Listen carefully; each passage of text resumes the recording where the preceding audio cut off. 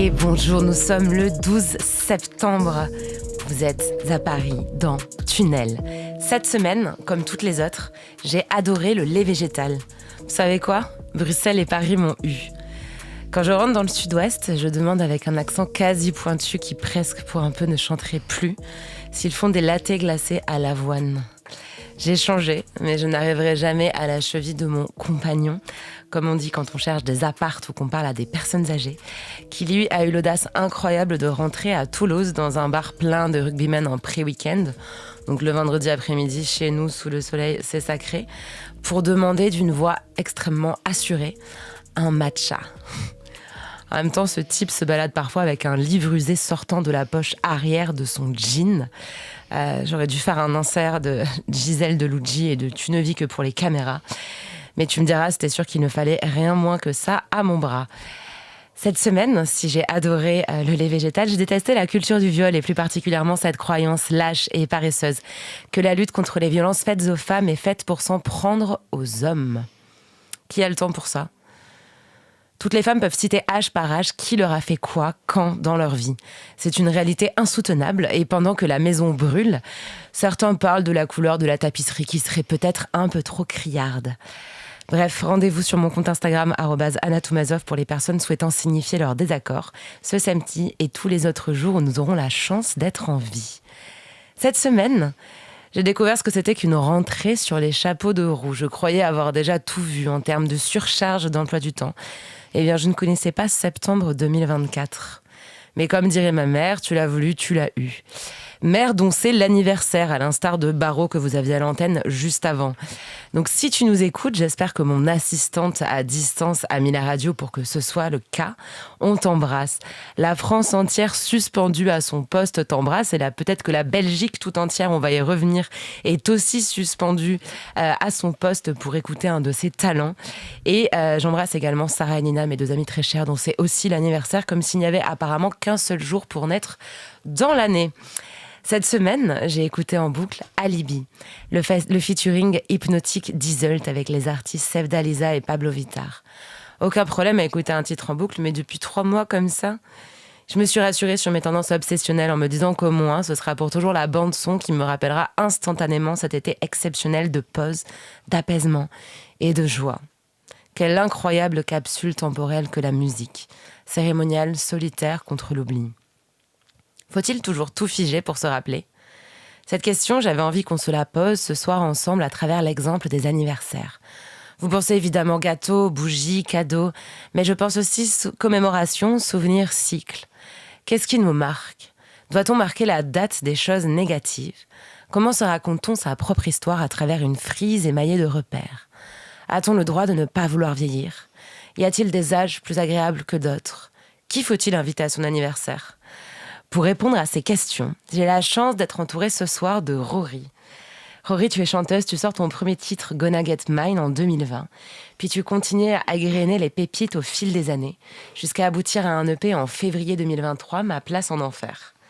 Tu as aussi fité, donc fité pour les personnes un peu plus âgées, peut-être que ma mère écoute encore l'émission. Fité, ça veut dire faire un featuring, faire un duo. Donc tu as fité avec Laurie sur sa réédition, sur un de ses plus grands tubes, toute seule. Et après avoir rempli la boule noire ce printemps, on t'a vu ouvrir le bal de Rock en scène sur la grande scène, juste avant une certaine Lana Del Rey. Mm-hmm. Donc on te mêle aux plus grandes. Comment est-ce que tu te sens avec ça ? Ça va. En vrai, ça va. Non, je sais pas, moi, je suis vraiment dans ma bulle, en fait, tout le temps. Et je me rends pas compte des choses, juste au moment, au jour J. Donc en vrai, Rock en scène, c'était incroyable, mais c'est vrai que honnêtement, j'y pensais vraiment pas. Parce que, je sais pas, j'étais dans ma bulle en train de faire de la musique, préparer d'autres choses et tout. Et c'est juste le jour avant où je me disais, ah oui, c'est vrai, il y a un concert et tout. Puis après, j'ai vraiment vécu ça en mode, il faut que je fasse comme d'hab. Donc, pas me mettre de pression. Au pire, personne me connaît, je m'en fous. Et si ça se passe bien, ça se passe bien. Et si ça se passe pas bien, on m'oubliera. Et justement, tu parles de cette musique sur laquelle tu bossais. Tu es en train de préparer un EP actuellement. Ouais, c'est ça. Et comment tu définirais ton style ? Musicalement, je dirais, si on doit mettre un mot, je dirais que c'est pop rock. Ouais, voilà, simple. Et nos auditeurs et auditrices auront l'occasion de s'en rendre compte car on écoutera un de tes titres un peu plus tard dans l'émission qui s'appelle Loser. Yes. À cette table, on a aussi Zomé, donc chanteuse. Tu es toi aussi active depuis 2020, mais sur SoundCloud pour commencer. Basée à Bruxelles, tu distilles un univers patchwork. Quels sont tes styles musicaux de prédilection ? Je te pose un peu la même question. C'est la grande question pour mon genre musical, on va dire. Maintenant, je dis que je fais de l'hyper-pop, mais c'est une sorte de patchwork, c'est le bon mot, entre des influences un peu rap, pop américaine. Enfin, c'est vraiment, j'essaie de bricoler un peu tout ça. Mais pour faire simple, hyper-pop, ça va très bien avec ce que je fais. C'est une envie de tout explorer ? Ouais, mais c'est surtout quand j'avais une maman qui écoutait de la chanson française, un papa qui écoutait du rock, moi j'écoutais du rap. Du coup, c'est un espèce de... J'essaie de mêler un peu toutes les énergies et ce que j'aime bien ensemble et que ça soit un peu cohérent. Et ce style-là, en fait, permet justement d'expérimenter tout ça tout en suivant une ligne un peu directrice.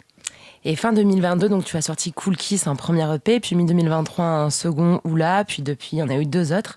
Et tu as joué un peu partout. J'ai vu que tu avais joué aux Ardentes, au Printemps de Bourges, à Dour, aux Aras Lunaires, c'est un peu moins connu, mais si les potes d'Arlon écoutent, ils sauront. Entre la chambre où tu balances des titres vraiment très bien auto-tunés, etc., très travaillés sur Internet, et les scènes où tu crées en live, t'arrives à savoir ce que tu préfères ? C'est dur parce qu'il n'y a rien qui va sans l'autre, mais sur scène, c'est vraiment mon terrain, quoi. Même pour que les gens découvrent, c'est comme ça que j'ai un peu mené les gens jusqu'à ma musique. C'était ce terrain-là, et en général, les gens viennent que par ça, quoi. Viennent parce qu'ils ont été convaincus sur scène, et ils redécouvrent la musique après, posée chez eux. Et c'est un terrain, en plus, le live, où on peut... refaire des remixes, modifier un peu ce qu'on fait, et ça permet de donner un second souffle à sa musique qui est super intéressant, donc je pense que c'est ma partie préférée en vrai. Et on écoutera justement un de tes titres plus tard dans l'émission, MBK. Et nous avons une 3e invitée, mais je garde pour l'instant son identité secrète. Elle a un petit peu de retard, il y a un gros orage sur Paris. Tout à l'heure, j'étais en train de faire une story depuis les bureaux de la direction en me disant tiens, c'est joli. Et il y a eu un coup de tonnerre monumental qui m'a fait sursauter. Je pense que ça se verra d'ailleurs à l'image. Et on va commencer tout de suite cette discussion donc, autour des anniversaires avec mes 2 invités, Rory et Zomé, et peut-être la 3e invitée qui va arriver en surprise que je vous présenterai quand elle sera là. D'abord, j'aimerais venir sur les anniversaires tout simplement. Est-ce qu'on est obligé de célébrer son anniversaire ? Non. Moi, je trouve pas en tout cas. Non, mais j'ai toujours trouvé ça bizarre ceux qui le faisaient pas, mais... Ah ouais ? Pourquoi bizarre ? Je sais pas. En fait, maintenant, je me suis dit, c'est bizarre de le fêter, mais avant ça, je trouve ça bizarre de faire la personne mystérieuse qui veut pas fêter son anniversaire, tu vois. Ah, je vois. Toi, t'aimes bien le fêter ton anniversaire ? Maintenant, un peu moins. Je trouve que c'est super... C'est un peu comme les mariages, je fête le fait qu'on est amoureux, là, je fête le fait que je suis née, c'est un peu... Ah, c'est vrai, sur les mariages aussi. Ouais. Je trouve ça cool, mais c'est... Quand tu réfléchis, c'est un peu bizarre. Mais je trouvais ça bizarre de pas vouloir le fêter avant. Est-ce que c'est bizarre quand on te fait ton anniversaire surprise ? C'est moins bizarre, du coup. Ah ouais. C'est gentil, mais faut pas être très timide, quoi. Ouais, c'est ce ça. que j'allais vous demander, justement. C'est un truc qui vous parle ou pas, les anniversaires surprises ? Moi, j'aime pas. C'est quelque chose. On te l'a déjà fait ou pas ? Ouais, on me l'a déjà fait. Et alors, ça passait comment ? Bah, T'avais grillé ou pas déjà ? Ouais, j'avais grillé. Et en vrai, je sais pas, j'aime pas parce que, en plus, moi, je suis née fin d'année. Du coup, j'ai trop un mauvais souvenir d'avoir une histoire triste, mais moi, ça me fait rire aujourd'hui. Où ma mère, j'étais à l'école primaire, du coup, ma mère avait essayé d'organiser un truc, mais tout le monde était parti en vacances. Du coup, il n'y a qu'une personne qui est venue à mon anniversaire. Je devais avoir 7 ans. Mais après, je comprends, tu vois, c'est fin d'année, les gens ils partent en vacances et tout. Mais Et ça te rappelle encore de la tristesse ou c'est plus un souvenir ? Non, maintenant, je trouve ça drôle. Mais sinon, pas fêter son anniversaire, moi je comprends. C'est tous les ans, quoi. Oui. C'est un peu répétitif. Oui, alors du coup, est-ce que vous verriez plus, par exemple, réunir vos potes parce que y a un nouvel EP qui sort, un nouvel album qui sort, ou à nouveau, toi, par exemple, Zomé, tu pourrais trouver ça un peu narcissique et t'aurais du mal à le faire, ou ça va faire plus de sens pour vous, justement ? Moi, en vrai, je pense pas que je l'ai fait. Donc, naturellement, je le ferai pas. je pense. Mais si je devais le faire, je pense que le faire avec mes potes et tout, ouais, ça me parle plus qu'un anniversaire. Et parce qu'il y a Vraiment. plus quelque chose. Parce que c'est vrai, en fait, on te plus félicite spécial. un peu d'être né, mais t'as pas Ouais. fait un truc de fou, quoi. T'as pas T'es choisi, sorti. hein. C'est Ouais. que t'as pas choisi. T'as c'est pas vrai. choisi, en vrai. Oui, t'as pas choisi aussi. Là, Mais fêter les projets, par Ça va contre. partir dans la dépression dès le début. Ouais. T'as pas choisi d'être là, en fait. Mais fêter les projets, moi, je le fais à chaque fois pratiquement. C'est vrai. Ouais, on essaie de faire un peu la fête ou de faire même des micro-release parties pour fêter la musique. Enfin, Et tu célèbres plus avec des potes, vraiment, genre ton entourage très privé qui est là depuis le début, etc. Et où tu mélanges un peu avec des personnes du pro aussi, parce qu'on sait qu'on est dans des milieux où les deux viennent un peu se... tout le monde en vrai. Ok, ouais, tu mélanges. Mais parce que ça fait plus une fête, genre merci, comité d'entreprise, un peu genre merci d'avoir fait ce projet, Ouais, c'est c'est vrai, super, c'est vrai. on fait la musique ensemble, C'est vrai. ça fait plus sens. Et vous pensez quoi des autres fêtes, justement, dans l'année La Saint-Valentin, Noël, enfin, toutes ces occasions. moi, j'avoue, Une populaire opinion. Ouais, il va vraiment y avoir une unpopular J'avoue. opinion, là, on le sait. je suis pas très famille, tout ça. Du coup, moi, ça me les bourre un peu. C'est vrai Ah ouais, moi, ça me Toi, fait ça me chier. les bourre, c'est pas mal comme Ah, expression. ça me les bourre, je te jure. Ah, ça me saoule. Les dîners à rallonge, là. Oh, Ouais, non, t'aimes pas. non. Même quand il y a des... je Parce sais que ta pas, famille, tu choisis pas. Mais t'as pas des gens gauleries dans ta famille, mais qui c'est agréable de justement... Si, mais 1 heure, tu vois. Ouais, pas Puis plus, après, quoi. je suis saturée. Moi, je veux rentrer chez moi. Alors que par exemple, fêter Noël ou que sais-je avec des potes, ça tu pourrais plus... Enfin, donc une famille un peu choisie. Oui, mais ouais. Mais après, je sais pas, j'ai un peu du mal avec la pression de fêter, tu Bien vois, sûr. Noël et tout ça. Limite, je préfère le faire après. Tu vois, genre, après, genre, je sais On pas. fait Noël le 26 décembre. On Exactement. fait son anniv. On fait Noël au mois de mars, tu Mais vois. pourquoi pas. Pourquoi pas, tu vois, genre, pas de pression, C'est c'est plus chill. Feliz Navidad en plus, tu vois. C'est plus une Exactement. ambiance Ouais. caliente. Et qu'est-ce que vous inventeriez si vous deviez inventer un jour férié autre que votre anniversaire? Oh, wow. Là, tu dois instaurer un jour férié. Qu'est-ce que tu instaures? Mais ça commémorer va être quoi badant, je pense, ouais. Je sais pas, pour commémorer, je sais pas, des victimes de trucs, des événements importants.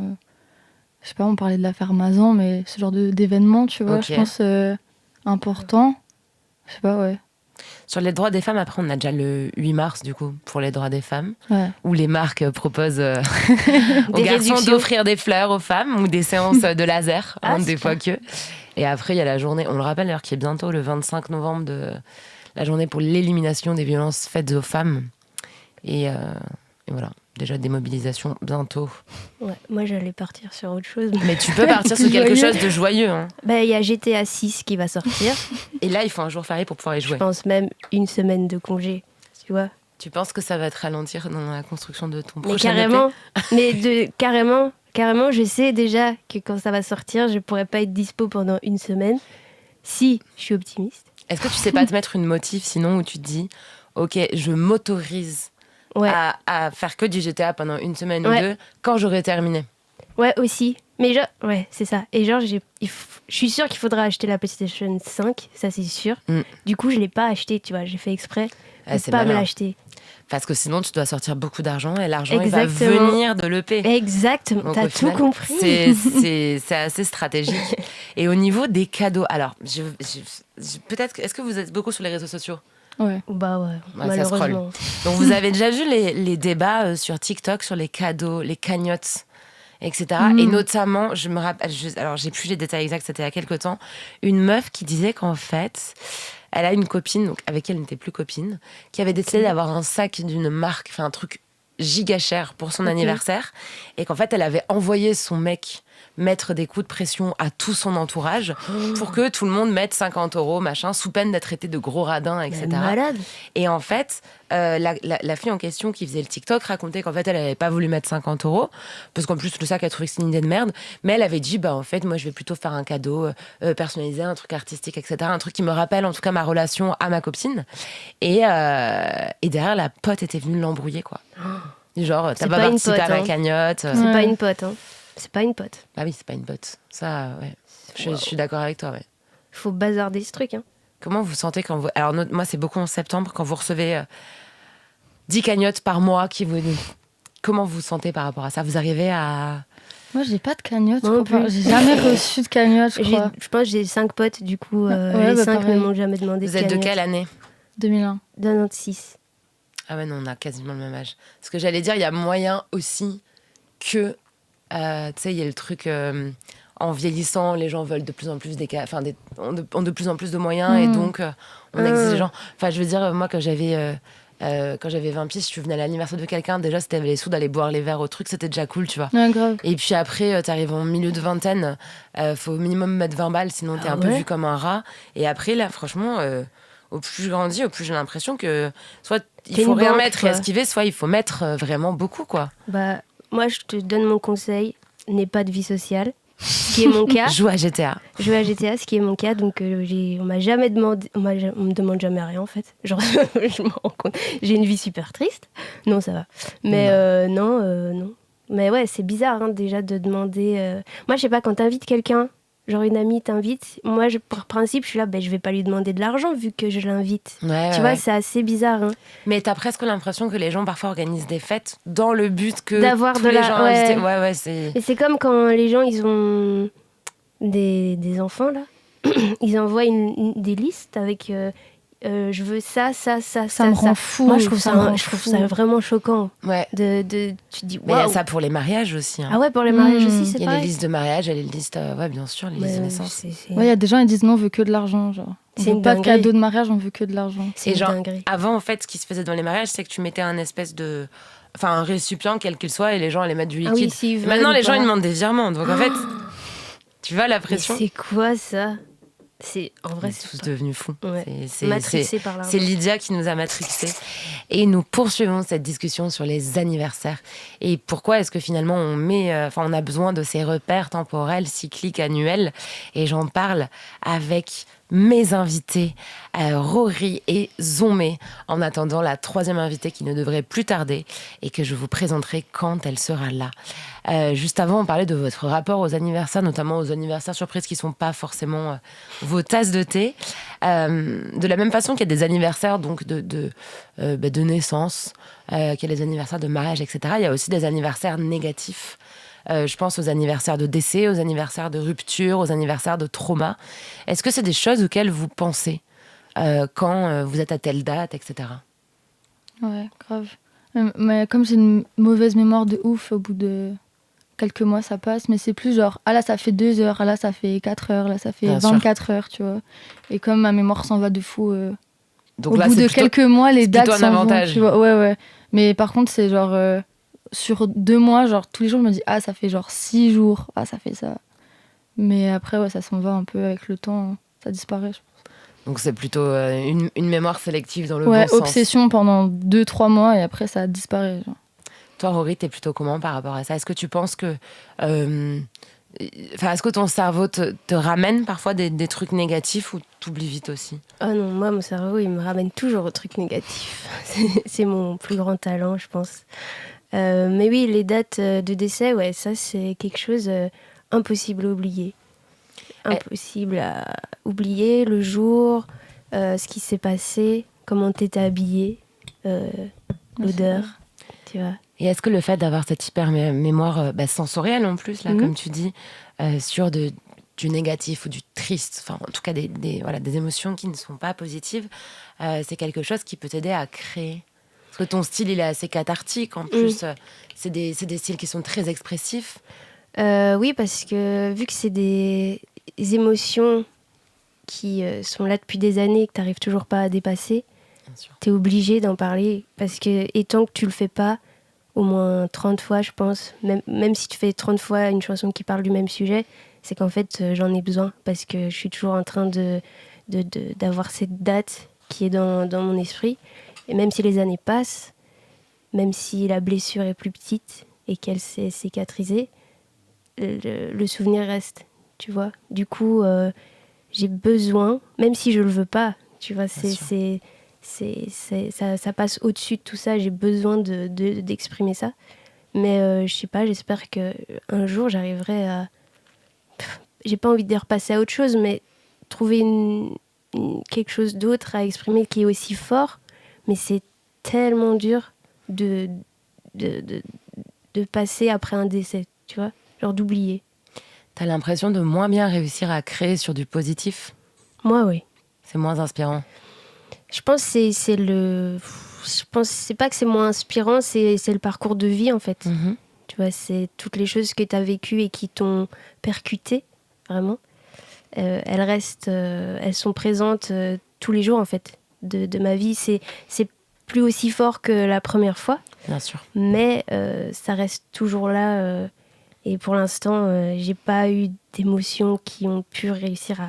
Enfin si, à contrebalancer ça, mais pas aussi forte pour qu'elles prennent le dessus et que je commence à oublier tout ce que j'ai ressenti. Toi, Zombie, au niveau du processus créatif, est-ce que tu es aussi plus inspirée par des choses négatives que des choses positives ? Ouais, mais ça, je crois que c'est le combat de tous les artistes. C'est taquet dur d'arriver à faire des chansons qui sont basées que sur un sentiment de joie et de bonheur et enfin, parce que c'est un sentiment aussi qui paraît lisse. Enfin, ouais, bien sûr. Et je crois que c'est plus en grandissant que tu arrives à trouver les reliefs dans ce sentiment-là. Quand tu le ressens, tu te dis juste je suis content, c'est cool. Alors que dans la tristesse, la mélancolie et tous ces sentiments-là, t'as toujours des nuances. Enfin, t'arrives à toujours développer sur ce truc-là. Alors que la joie, c'est très... on est content, quoi. Ouais. Et est-ce qu'aussi vous n'avez pas l'impression peut-être que le public va plus s'attacher à des chansons, à des œuvres qui sont sur des émotions négatives et qui pourront lui servir un peu de ressources, de doudou, de réconfort, alors que du positif, quand on est en proie à des émotions agréables, on ressent pas le besoin d'écouter de la musique pour les matérialiser. Mais vas-y, compris. Je pense pas, parce que quand même les chansons d'amour, tu vois. Oui, c'est vrai. Mais les chansons d'amour, pour beaucoup, sont tristes aussi. Ouais, mais il y en a beaucoup, c'est très positif, je trouve. Enfin, j'en vois... Enfin, ouais, je pense. Mais ouais, je pense que les deux sont possibles, en vrai. Les deux sont possibles, positifs et négatifs. Et heureusement, en vrai. Et quand tu viens justement écrire, composer, créer sur des émotions, des souvenirs négatifs, le fait de venir réexhumer le truc, parce qu'évidemment le souvenir n'est plus aussi... Enfin, ça reste rarement aussi vif que quand on l'a vécu, à part quand c'est des traumatismes très violents qui restent vraiment figés dans le cortex préfrontal. Quel cas, il faut faire de l'EMDR, renseignez-vous si vous avez ce problème. Ouais, c'est vrai, c'est la technique avec les yeux où tu fais bouger. Qui avait été inventée pour les soldats qui rentraient de la guerre aux États-Unis et qui a été importée en France après le Bataclan. Wow. Parce que en fait, c'est des gens qui voient des choses tellement violentes qu'en fait, ton cerveau, il n'arrive pas à le traiter sur le moment. Et du coup, ça va rester vraiment bloqué dans ton cortex préfrontal, comme si c'était dans ton front, en fait. Et ça, tu sais, c'est les fameuses personnes, c'est beaucoup représenté dans les films, où tu sais, ils sont en train de parler et d'un coup, ils sont en absence et ils revoient le truc. Bah là, en fait, c'est la même chose. Ton cerveau, il peut vraiment créer ça. Et du coup, bon voilà, fin de la parenthèse. Mais est-ce que quand tu viens réexhumer un souvenir de quelque chose de négatif pour créer dessus, est-ce que ça fait du mal de venir comme si on mettait du sel sur une plaie ? Ou est-ce que justement le fait de venir créer, ça va quand même être thérapeutique ? C'est grave thérapeutique, mais surtout je crois que des fois on s'en rend pas compte dans le processus. Mais je sais que quand je réécoute d'autres chansons, des fois je me rends compte de quoi je parle dedans. Alors que je l'avais pas... j'avais juste écrit un truc. Ah, c'est super intéressant, ça. Et ça m'arrive tout le temps d'écrire une chanson, de pas avoir voulu particulièrement parler de quelque chose, quoi. Et de l'écouter peut-être 6 mois après, de me dire, mais c'est marrant et tout. Je parle d'un truc super précis. Et des fois, c'est mes potes qui me disent, mais c'est marrant que tu parles de ça. Ouais. Ah ouais, grave. Et en fait, c'est ton cerveau qui... Enfin, c'est dans le processus aussi, ça dépend de... quel style musical que tu fais, ou si tu fais tes chansons en pensant vraiment à l'idée que tu as envie de véhiculer. Mais quand tu es vraiment dans juste écrire et faire de la musique, des fois, moi en tout cas, j'ai pas ce recul-là. Ouais, t'es presque en écriture automatique, ouais, en fait. Grave. Okay. Et quand je me rends compte, je me dis, mais c'est marrant, je parlais de ça et tout. Et quand je réécoute la chanson en me rendant compte que tout le monde comprend de quoi je parle, je me dis, mais ah ouais, ok, cool. Et en fait, quand je me rends compte, après, ça libère un truc en moi en mode, ah cool, j'ai parlé de ça, c'est chouette. Et ça t'aide à trier tes pensées et ordonner ta vie, en fait, en un sens. Mais tu sais que mes potes se moquaient beaucoup de moi avant parce que je faisais je fais encore d'ailleurs sur Instagram, j'en fais un peu moins maintenant. Je faisais des publications, 9 conseils pour l'été, l'hiver, enfin bref, toutes les saisons. Et en fait, ils se foutaient de ma gueule. Parce que les conseils, je les faisais un peu en automatique aussi, comme ça, dans les transports, sur mes notes, en mode, voilà. Et en fait, à chaque fois, c'était exactement les trucs dont j'avais besoin à ce moment-là. C'était genre, pense à appeler ta famille, bois moins d'alcool, va voir un psy. Et tout le monde était là, mais tu te fous de notre gueule. Drôle. Et en fait, c'est parce que j'étais, comme un truc automatique. Et je disais précisément, et j'avais l'impression vraiment d'être ça, de donner des conseils à l'humanité. Et les gens se reconnaissaient dedans. Donc je me disais, mais super, enfin vraiment, j'ai une utilité publique, tu vois. C'est comme quand tu parles avec une pote, elle a un problème, je sais pas, dans sa vie, et que tu te rends compte en parlant que en fait, ça c'est pour moi que je parle, tu vois. Mais bien sûr. Mais le classique, mais c'est comme nos parents quand ils nous font la leçon sur un truc et que t'es là, oui, en fait, t'es en train de, totalement. Et est-ce que vous avez l'impression que le travail artistique et le temps arrivent à guérir? Est-ce que le temps peut tout guérir? Moi, je pense que oui. Sinon, c'est invivable. Oui. Tu vois. Sinon, si on devait se souvenir de tout et ne jamais pouvoir passer au-dessus, ça devient invivable en fait. Du coup, à un moment, il faut trouver des solutions. Et voilà. Ce titre, justement, je vais venir sur le titre qu'on va écouter, Loser, Rory. Ouais. Il est sur ton passé, justement. Ouais, c'est vrai. Ouais, Mais c'est un peu comme tu disais, tu vois, tu te rends pas compte de ce que t'écris, puis après tu prends du recul et tu te dis ah ouais, c'est vrai, ça parle de ça. Et justement là, je parlais de mes années scolaires où j'ai pas vécu du harcèlement avec les élèves. Moi, c'était les profs. Ah, sympa. Ouais, sympa. Qui, en fait, je suis arrivée à l'école. Ça se passe, enfin, je l'ai très mal vécu parce que c'était un endroit qui me convenait pas. Et peu importe, ça aurait pu être n'importe quelle école, n'importe quel système, ça me convient pas parce que c'est pas mon truc. Et en fait, je suis tombée sur des adultes qui ont pris ça comme étant un signe de faiblesse, de pas pouvoir s'adapter à un environnement et qui m'ont fait croire que en fait, j'étais bonne à rien. Et ça s'est tellement ancré dans mon cerveau parce que t'es en train de te développer, tu grandis. J'ai terminé par y croire. Du coup, je suis devenue complètement malade parce que je pensais que ma vie était foutue, que j'allais rien pouvoir faire, que j'étais condamnée, que voilà, c'était mort, quoi. J'allais être malheureuse toute ma vie et que je pouvais et que j'étais capable de rien. Et cette chanson, Loser, du coup, Rory, c'est pour aider aussi des gens qui peuvent être dans cette situation? Bah ouais, ou c'était pour toi aussi que t'as voulu sortir ça? À la base, c'était pour moi, beaucoup, parce que j'ai encore des manques de confiance en moi. Et cette chanson, voilà, je l'ai écrite pas en me disant que j'allais en faire cette chanson. Et au final, c'est vrai que c'est devenu une chanson hyper importante pour moi, parce que je me rends compte seulement maintenant que voilà, j'ai parcouru en fait pas mal de choses, que j'ai fait des choses, que j'ai grandi. Et que voilà, maintenant je suis là et je suis bien en fait, et que au final je sais faire des trucs. C'est une victoire ouais, c'est ça. personnelle. Et après, voir que ça parle à d'autres personnes, c'est une double victoire en fait. Et ça me fait plaisir s'il y a des gens qui peuvent se reconnaître et que ça leur donne du courage, quoi. Et c'était Zombie, du coup, est-ce que tu veux nous expliquer ce titre, par exemple, en rapport avec ce qu'on a pu... ce dont on a pu discuter tout à l'heure, à savoir l'utilisation de souvenirs négatifs ou positifs dans la musique? Grave. Lui, ça fait partie des sons que j'écris en réfléchissant pas trop, et où après, je me suis dit « Ah, mais c'est marrant, ça parle de ça ». Et en fait, moi, je viens du sud de la France, du sud-ouest, et j'étais rentrée à Bruxelles, et j'avais vu des copains qui allaient pas très bien, j'ai vu de la famille qui allait pas très bien, et j'ai essayé d'un peu tout mettre dedans. Enfin, cette espèce de nostalgie super étrange de tu reviens chez toi et en fait t'as vite envie de partir parce que tout est horrible. Ouais. Genre tout le monde a un cancer, tout le monde va pas bien, et du coup c'était une espèce de balade un peu qui racontait un peu ça. Et je viens d'une région où tout le monde a un scooter en fait, parce que c'est la campagne et que c'est super chiant de se déplacer autrement. Et du coup, c'était un peu un récit de ces balades en scooter avec des copains qu'on ramène chez eux et qu'on se raconte des choses. C'est un peu ça. Et justement, les souvenirs de chez soi, notre troisième invité qui vient d'arriver, Fatima Ouassak.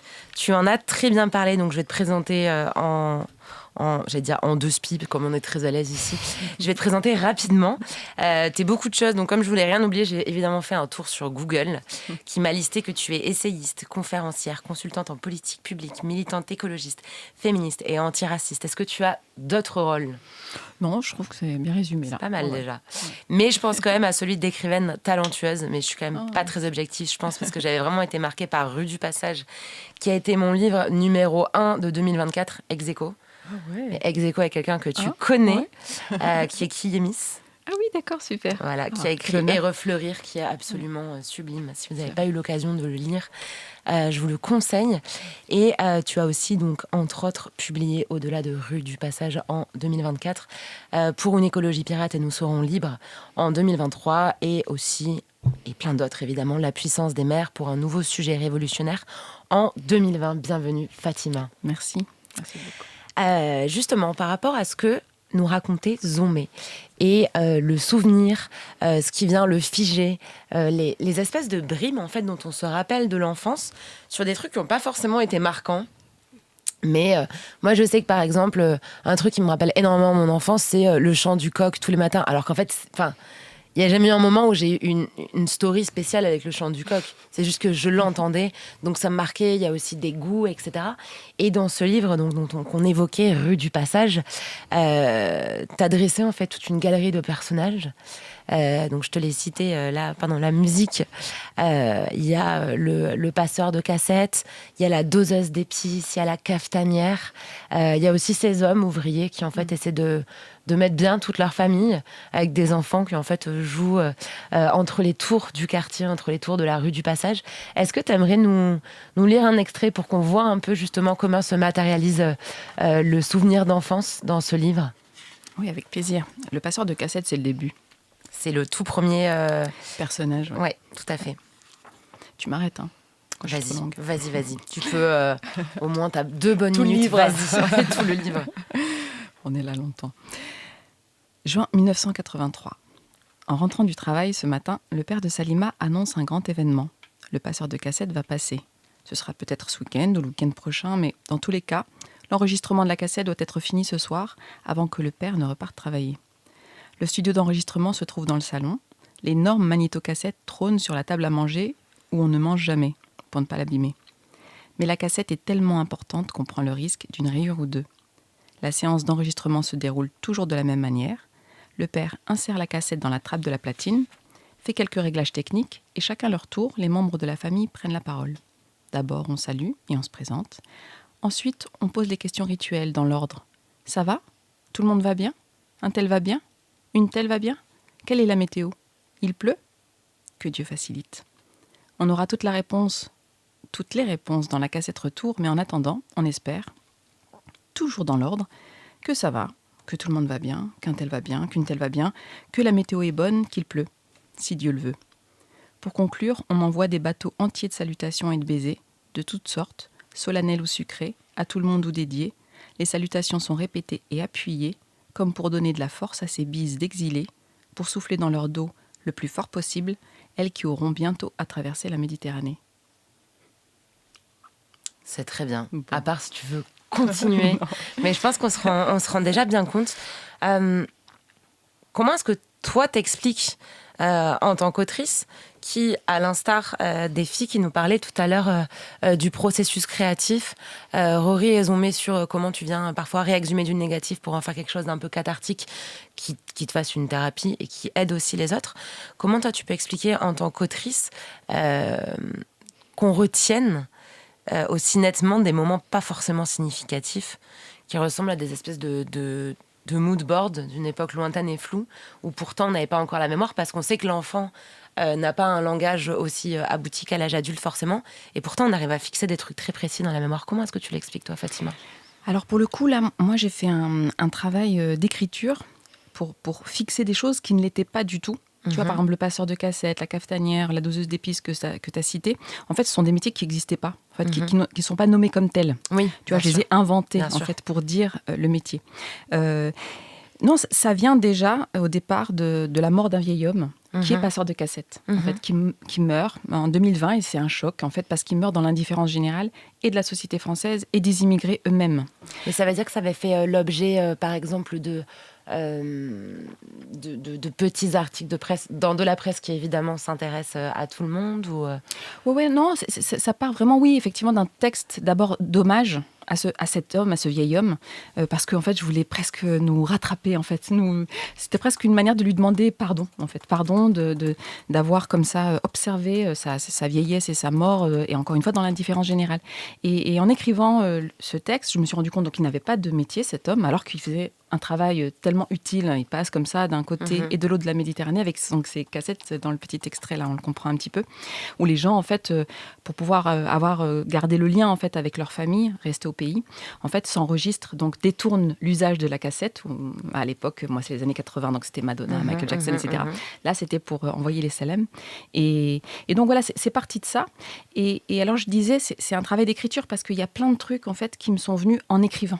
C'est vraiment en écrivant que les odeurs sont revenues.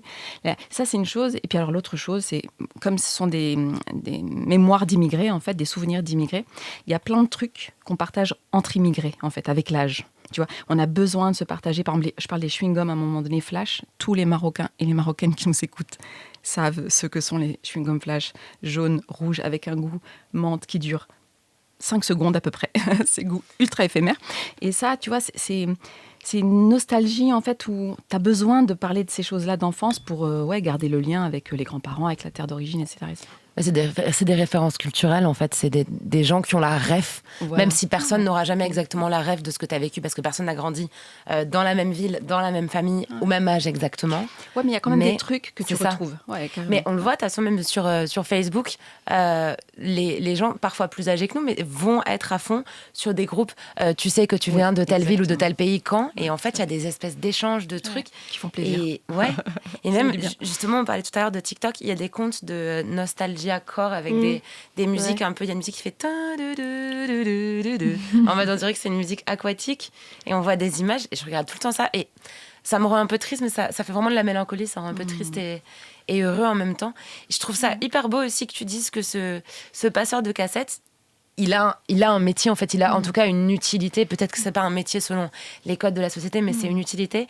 Et je trouve ça hyper intéressant parce que ça me fait penser à ce qu'on m'a souvent dit sur les femmes plus âgées dans ma famille qui, en fait, parfois aidaient leur mari.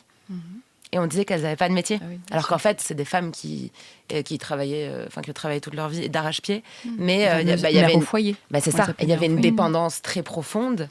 Et même, tu vois, qui aidait à tenir des affaires, des trucs. Oui, tout à fait. Et ce gars-là, pareil, on voit que c'est quelqu'un qui est très important et très apprécié dans la communauté. Voilà, mais son travail est utile pour la communauté, justement. Et pas pour le patronat, pas pour l'usine, et pas pour la nation. Or, les immigrés, en fait, on leur reconnaît leur travail à partir du moment où ce travail est utile pour la nation. Tu viens libérer la France pendant la Première, Deuxième Guerre mondiale, ou tu viens reconstruire la France, donc dans les usines, la métallurgie, la sidérurgie à l'époque. Mais alors, si tu exerces en fait un métier, un travail pour les tiens, pour les réparer, pour les soigner, ça, voilà, c'est pas considéré comme légitime, quoi. Et c'est aussi pour ça que j'écris le livre. C'était pour reconnaître d'une certaine manière ce travail-là. Ouais.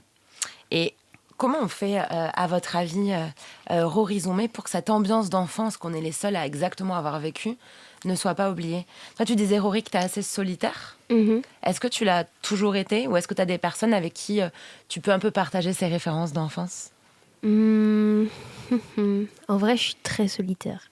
Très, très, très solitaire. Donc, j'ai pas de souvenir de partager des rêves. Je réfléchis. Non, j'ai pas. J'avoue, je suis très, très solitaire. Toi, Zoumé, c'est quoi ton rapport justement à l'extraversion ou l'introversion, en tout cas ton rapport à l'autre? Moi, j'ai plus des souvenirs d'adolescence et qui commencent assez tard, en vrai, plus vers le lycée, où j'ai l'impression de vraiment partager des choses sincères et des expériences qui forgent avec des gens importantes. Mais c'est vrai que d'enfance, c'est quand même... j'ai l'impression que c'est assez à soi. En tout cas, là où j'ai grandi, un peu campagne, tu vois.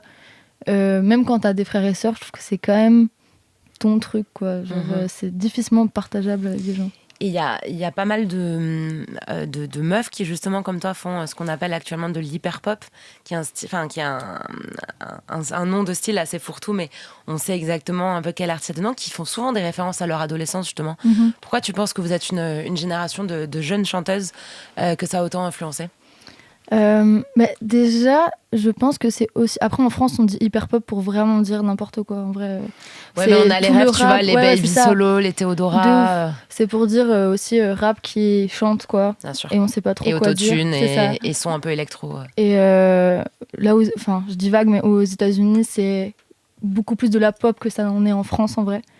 Mais bref, j'ai oublié la question que tu m'as posée. Je t'ai demandé comment ça peut se faire que justement toute cette génération de meufs qui ont des profils hyper créatifs, parce que vous venez justement faire des patchwork de style, on en parlait, et qui ont aussi des textes très engagés sans forcément avoir l'air d'y toucher. Pourquoi est-ce que vous êtes autant pourquoi est-ce que la question de l'adolescence revient autant dans vos textes ? Je pense que ça vient aussi de choses qu'on pouvait avoir, genre Disney Channel, Camp Rock, ces rêves-là qu'on a qui étaient des films ou des dessins animés qui traitaient vraiment beaucoup de l'adolescence ou du lycée aux États-Unis ou ce genre de trucs. Du coup, même quand on était enfant, c'est des choses genre les Hannah Montana et tout, ça se passe au lycée, tu vois. Du coup, je pense que c'est beaucoup ça qui revient dans les références un peu Y2K et tout. Bien sûr. Et je pense aussi que c'est parce que c'est à cet âge-là que tu découvres un peu qui t'es, ou avant... Enfin, en tout cas, pour moi et mes copines, il y avait un truc où tu te laisses un peu guider par tes parents, par l'école. Et après, tu commences à sortir et à faire tes expériences et à devenir un peu qui tu es toi. Et à dire, je mène une vie qui est la mienne avec mes choix. Et si j'ai envie de faire ça, je le fais parce que j'ai envie de le faire. Une identité propre qui commence à se développer, bien sûr. Ouais, je pense que c'est ça. Et c'est pour ça, je pense aussi que, en tout cas pour moi, mes souvenirs sont quand même beaucoup plus clairs et nets à partir de 14-15 ans. Qu'avant, où c'est très flou. Comme on disait, c'est des odeurs, c'est des goûts, mais je sais pas si c'est vraiment des images vraiment nettes, quoi. Et t'as des souvenirs, justement, on parlait tout à l'heure des anniversaires, de si vous aimiez ça ou pas. La réponse était non. Fatima, d'ailleurs, tu peux nous donner ton avis. Est-ce que tu aimes fêter ton anniversaire ou pas ? Oui. Moi, t'aimes bien. Ouais. Ok, mais on va pouvoir y revenir. On aura des... alors, j'allais dire des débats, c'est un bien grand mot. Et je sais qu'il y a un nombre d'émissions un peu effarant de débats. Donc, on va pas rentrer là-dedans. Mais des discussions, en tout cas. Zomé, toi, tu as des souvenirs d'anniversaire d'enfance ? Ouais, j'en ai plein. Mes parents, ils voulaient tout faire pour que ça se passe vraiment bien. Et ils faisaient des anniversaires de ouf. Ils nous faisaient de la pêche au canard et tout. Ils étaient à fond. Ah ouais ? Ouais, ils étaient vraiment à fond. Ils voulaient vraiment... qu'on ait des anniversaires, quoi. C'était la foire du midi c'est une rêve pour les Bruxellois qui nous écoutent. Ma mère, elle est pas du tout mère au foyer un peu parfaite. Elle a essayé de l'être, de faire un peu les associations de mamans à l'école et tout. Elle y allait 2 jours, ça l'a saoulée, tu vois. Mais elle essayait de faire la maman un peu parfaite sur des trucs comme ça, les anniversaires, où ça l'a gonflé de fou, mais elle voulait que les gens qu'elle invitait, enfin que mes amis en maternelle ou en primaire soient super contents d'être venus à mon anniversaire. Du coup, elle mettait un max de trucs pour que ce soit bien. Mais en vrai, c'est mignon aussi. Grave. T'as des souvenirs d'anniversaire, toi, Fatima ? Ah oui, moi, ouais, dans l'enfance déjà, mon père amenait des gâteaux énormes, magnifiques à l'école. Parce que alors lui, dès qu'il y avait un truc par rapport à l'école, il fallait être carré, il fallait en faire des tonnes. Et vraiment, j'étais la reine de l'école, quoi. Il venait avec des gâteaux immense. Ça tue. Et c'était avant. super. Là, les petits, maintenant, ils peuvent plus parce que Covid, machin, tu peux plus amener. Puis plus personne ne mange de gluten, tu vois ce que je veux dire. C'est ça. C'est que, en fait, tu dois venir avec, je crois, les ingrédients et tout. C'est super compliqué, t'as pas envie, quoi. Ouais. Tu laisses tomber d'avance. Mais non, à l'époque, il y avait ça. Et puis, moi, j'ai 7 frères et sœurs et... Donc, c'est pas juste mon anniversaire. Il y avait souvent des anniversaires en plus. Il y avait tout le temps, tous les jours en fait, quasiment. Puis il y a les cousins, les cousines, le quartier et tout. Donc c'est des souvenirs assez joyeux. Ouais, carrément. Et justement, pas solitaire, quoi, toujours empli de monde. Est-ce que justement, le fait d'avoir été autant entouré en étant enfant, ça permet de mieux reconstituer peut-être le patchwork des souvenirs ? Ouais. Alors, moi, je crois que j'ai une enfance quand même assez singulière par rapport au temps que j'ai passé dehors. Parce que, alors, moi, je raconte dans le livre, mon père était ouvrier de nuit. Donc il fallait le laisser dormir en journée et on était dans un Est-ce tout que petit tu as- appart. Et donc parfois on était 10, puis alors en plus nous, dans notre famille il y avait des sans-papiers, ce qu'on appelait les sans-papiers qu'on hébergeait. Enfin c'était mon oncle, c'était mes oncles, mes tantes, etc. Donc il y avait beaucoup de monde à la maison. C'est dans ton livre que j'ai lu cette scène de retour du Maroc en voiture avec l'oncle qui est caché. Oui, c'est ça. L'oncle qui est caché sur la plage arrière. En dessous, et on dit à la petite, la narratrice qui te représente peut-être, ou je ne sais pas, c'est un on lui dit traumatisme. en fait tu vas te faire tuer, enfin tu vas te faire tuer par la police, ou je sais, un truc assez trash. Si tu manifestes qu'il est là, donc tu fais rien. Et elle est terrorisée. Ouais, parce qu'en fait, j'étais canaille quand même. Moi, j'étais capable de poucave et de dire à la police que mon oncle me dérangeait, qu'il ne me laissait pas tranquille. Mais il y avait. Et en fait, c'était aussi pour raconter c'est quoi la vie d'un sans-papier, en fait. Et ça veut dire quoi de traverser une frontière alors que tu n'as rien fait de mal, tu n'as commis aucun crime. Bien sûr. Et les enfants qui sont dans la voiture n'ont commis aucun crime, mais on faisait entrer des chiens dans la voiture. Et moi, voir comme ça des bergers allemands à l'époque qui viennent te renifler parce qu'ils ils cherchaient de la drogue. Et il y a ça, mais il y a aussi. Donc je disais dans l'appartement, en fait, on était tellement, donc notamment avec les frères et sœurs, mais aussi les oncles, les tantes, etc., que du coup, moi, vraiment, canaille comme j'étais, il fallait que je passe le maximum de temps dehors. Et c'est ça qui est assez singulier. C'est-à-dire que jusqu'à très tard, en fait, moi, j'ai vraiment passé beaucoup, beaucoup de temps dehors. Et je pense que ça m'a protégée parce que, vous le savez, on le sait de plus en plus, et tant mieux. L'essentiel des violences, en fait, en réalité, c'est à la maison. Et l'essentiel des humiliations, des coups, des agressions sexuelles, que sais-je, c'est à la maison. Et malgré ce qu'on a pu nous dire, c'est-à-dire qu'il y avait un peu cette idée que dehors, c'était le grand méchant loup et que c'était là qu'était le danger, le risque, etc. Et en réalité, pas du tout. Quand t'es dehors, t'es jamais toute seule. T'es avec tes potes, et puis t'es avec les familles aussi qui sont dans le quartier. Et ça construit en fait. Voilà. Et nous allons reprendre cette discussion sur justement le souvenir d'enfance, ce qui nous marque, etc. Et toutes ces ambiances donc auxquelles on se raccroche et qui sont des souvenirs en fait qu'on peut partager avec les autres. Et pour cette discussion, qui évidemment dans le grand cadre est les anniversaires, et là pour l'instant nous faisons donc ce focus sur l'enfance, nous avons de cette table la chanteuse Rory, la chanteuse Zomé, et l'écrivaine et plein d'autres choses, nous l'avons dit, Fatima Wassak. Pourquoi est-ce que vous pensez que certaines dates d'enfance nous restent plus que d'autres ? Oula. Ça doit être lié à un mauvais souvenir ou un très bon souvenir, en fait. Je sais pas trop pourquoi ça reste. Il a dû se passer quelque chose en général, positif ou négatif. Donc, pour moi, c'est la seule raison. Mais même, il y a ce truc, alors parfois justement qui peut traumatiser presque, mais d'une petite phrase ou d'un mot que tu as entendu un jour, tu sais, qui t'a grave marqué, mais un truc qui est pas forcément dirigé contre toi et tout, mais du coup, tu l'as pris derrière comme une vérité de la vie. Et après, ton cerveau, toute ta vie, corrige en mode « Ah non, cette vérité, non, en fait, de façon contre-intuitive, c'est faux et tout. » C'est quand même marrant. Moi, je me demande vraiment toujours comment le cerveau va fixer. Est-ce que c'est peut-être comme la première fois qu'on verrait une couleur, en fait, la première fois qu'on est confronté à une situation, la c'est première l'ego fois... qui est touché, en fait. Ouais. C'est ton ego qui est touché. Parce que tu te rends compte comment les gens te perçoivent, tu vois. Oui, mais même, tu vois, par exemple, il y a des situations... ça vient heurter ta référence à la normalité d'enfant. Par exemple, la première fois que tu vois un adulte pleurer, tu es très étonné, tu vois. Ouais, c'est vrai. Parce que c'est eux qui sont censés représenter la figure. Tu vois, je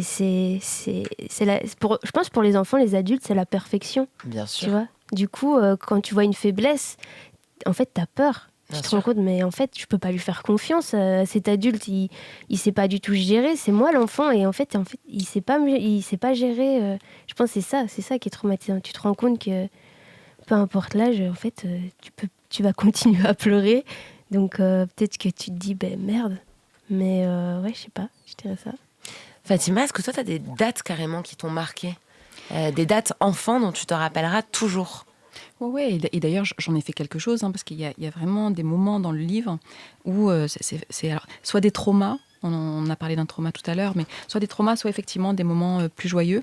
Et tu disais, en fait, pourquoi ça se fixe et pourquoi on focalise, en fait, sur ce moment-là. Moi, il y en a un notamment, alors je le raconte, c'est quand la maîtresse me punit au coin. Elle m'envoie au coin pour rien, quasiment. Et moi, j'étais très curieuse, comme j'ai dit tout à l'heure. Et je me retourne à un moment donné et elle me dit, je m'en souviendrai toute ma vie. Retourne-toi, t'es moche. On veut pas te voir, t'es moche. Et vraiment, alors, pourquoi ça s'est fixé? Parce que tu disais, c'est une question d'ego. Non, là, pour le coup, c'est pas une question d'ego, c'est plutôt une information qu'une personne d'autorité légitime te donne. En fait. Et je me souviens très précisément de ce que j'ai pensé. Je me suis dit, ah merde, je suis moche. Ouais. Et ben, comment je vais faire? Et je me projetais adulte et je me disais, ah mais alors du coup, comment je vais faire pour me marier? Bon. Et c'est resté longtemps, en fait. C'était, voilà. Et ma mère avait beau me dire, non, t'es pas moche. En fait, c'était pas pareil parce que elle, je me disais, c'est pour de faux. C'est ta mère. Elle, voilà, elle est subjective. Et ça, j'ai voulu le raconter aussi pour dire un peu la responsabilité des adultes qui ont une autorité, en fait, et qui peuvent balancer un truc comme ça. Tu vois, elle n'a pas pensé certainement, cette enseignante. Mais bon, vraiment, il faut prendre la mesure, en fait, des conséquences que ça peut avoir. Moi, c'est vraiment resté jusqu'à tard. En fait, jusqu'à tard, je me disais, bon, il y a cette information, je dois faire avec ma laideur, quoi. Et ce genre de choses, oui, ça va être fixé à vie, quoi. Ça, mes sœurs peuvent en témoigner, ouais. Mais quand j'étais petite, dans ma ville, il y avait un truc avec la mairie, tu pouvais faire, pendant un an, tu pouvais faire de la musique et de la danse. Enfin, il y avait une histoire de... moitié-moitié, je sais plus comment c'était foutu, bref. Et j'avais 4 ans et il y a une prof de danse qui m'a dit que je ressemblais à une grosse limace. Mais c'est atroce de dire J'avais ça. 4 ans et je n'ai plus jamais dansé. C'est-à-dire que je ne danse jamais. C'est impossible. C'est atroce. Genre, c'est fou à quel point ça peut te marquer. Mais Zomé, justement, racontait ça au moment où tu arrivais, Fatima, le harcèlement qui peut être... celui fait par des profs, en fait, bien plus que des élèves, des camarades ou des congénères du même âge. Oui. C'est fou, quoi. Ouais, mais les profs, c'est parce qu'en fait, c'est la figure d'adulte. Du coup, tout ce que tu entends, tu penses que c'est la vérité. Parce qu'ils sont censés être la voix de la raison. Tout à fait. Et c'est pour ça que ça marque plus quand t'es enfant, quand un adulte te dit quelque chose. Mais ce qui est bien, entre guillemets, c'est quand ils te disent quelque chose de positif, ça peut rester aussi. Ils peuvent te donner confiance.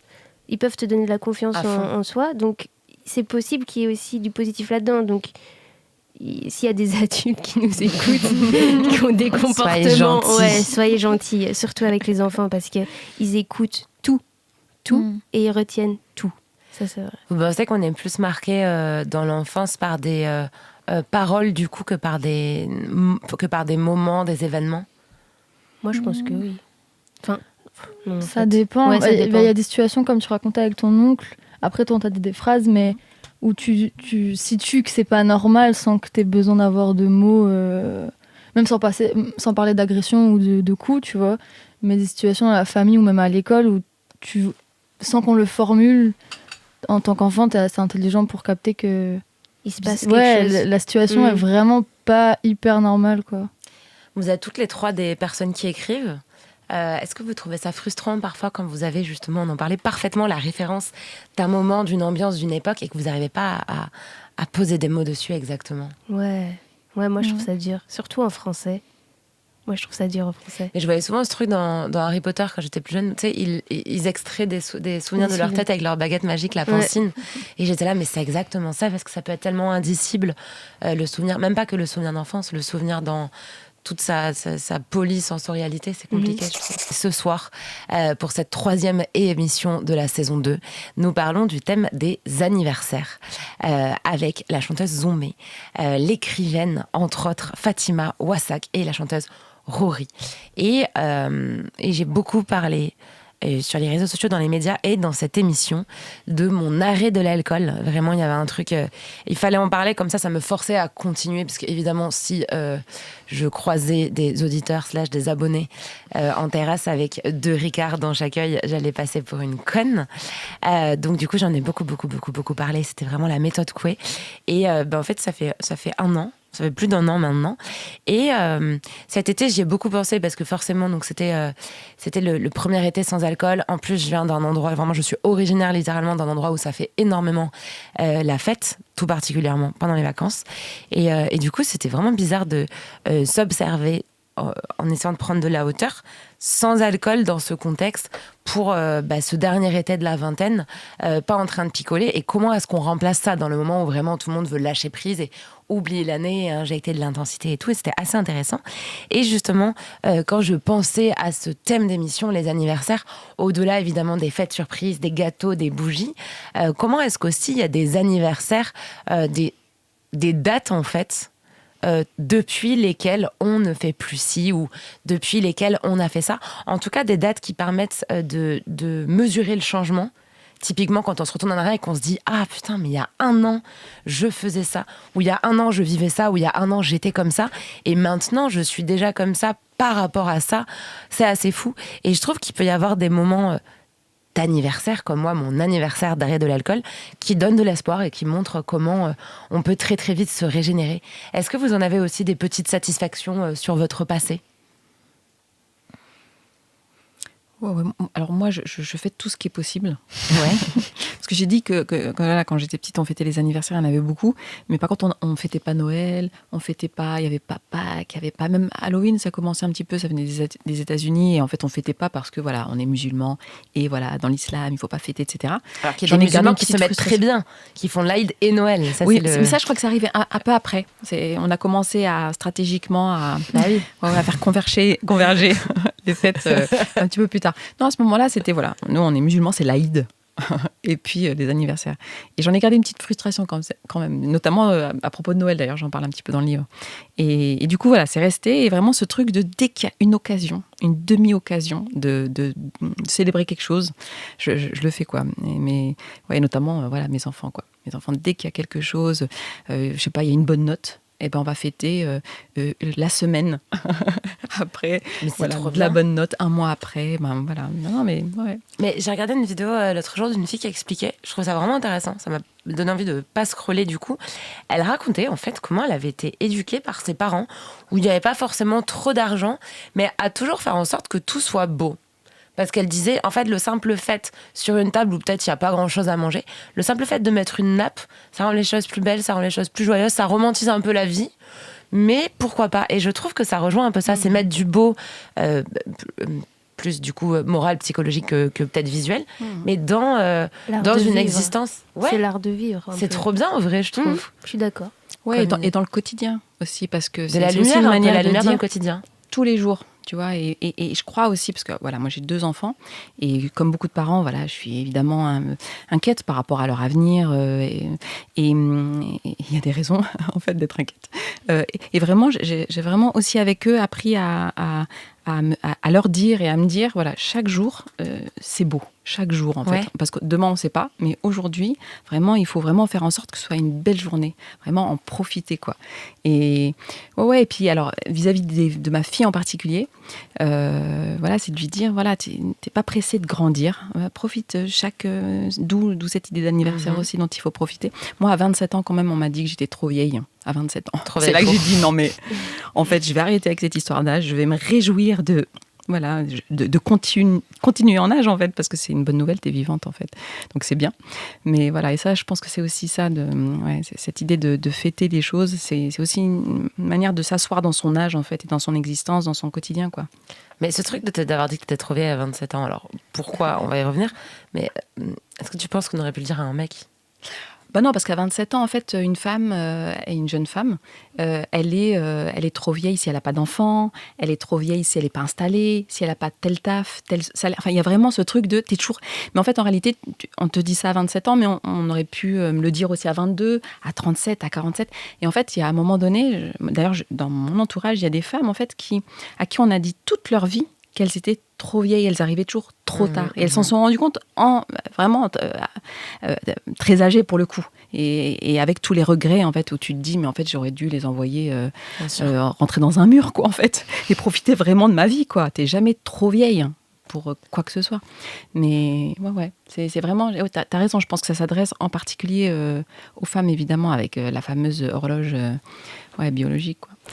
Son meilleur horreur, c'est des trucs que vous ressentez ça en tant que meuf dans notre société ? Moi, non. Une pression, je veux dire, plus grosse que celle sur vos frères, potes. Oui, il y en a une, mais je pense que déjà le fait de vivre une vie artistique, ça t'empêche ça t'empêche de recevoir énormément de choses parce que tu sors déjà du cadre. tu sors déjà du cadre. Donc c'est des choses t'entends même pas ou que tu vois pas. Donc je me vois mal de donner mon avis là-dessus parce qu'en vrai, j'ai jamais été confrontée par ce genre de paroles qui sont horribles. Et après, je trouve quand même qu'on change. Hein. L'époque, elle a changé, tant mieux. Et que les gens, ils prennent plus leur temps aussi d'abord travailler sur eux-mêmes avant d'entreprendre des choses comme avoir une famille, des choses comme ça. Donc je pense qu'en vrai, ça change. Et c'est bien. Et du coup, ce stress, il existe toujours. Hein, mais c'est bien de voir que ça évolue dans ce... Tu penses que ça évolue pour les comédiennes, pour les chanteuses qui racontent en fait que justement, à la différence de leurs collègues hommes, elles ont une pression quand même par rapport au rôle, par rapport, tu vois, à l'image qu'elles doivent renvoyer d'éternelle jeunesse, tu vois. Ouais, je me demande si ça évolue en bien en fait, ou si au contraire, tu vois, il n'y a pas une pression sur ces artistes-là pour qu'elles soient éternellement jeunes et si elles ne sont plus, c'est poubelle quoi, et on veut plus les voir. Et... Je pense que c'est en train de changer, moi. Doucement, mais ça change, tu vois. Genre, tout le monde se foutait de la gueule de Madonna il y a 2-3 ans. Mais moi, je suis là, mais cette femme, elle est incroyable. Cette femme, elle a fait en sorte que moi et Zomé, on soit là, on fasse de la musique et que ce soit pas une question, quoi. Genre, on fait juste de la musique, peu importe qu'on soit une fille ou pas. Elle est incroyable. Et j'ai vu que les gens s'en sont un peu souvenus et ont remis un peu de respect sur Madonna, alors que elle a je sais pas quel âge elle a, mais elle fait toujours des tournées.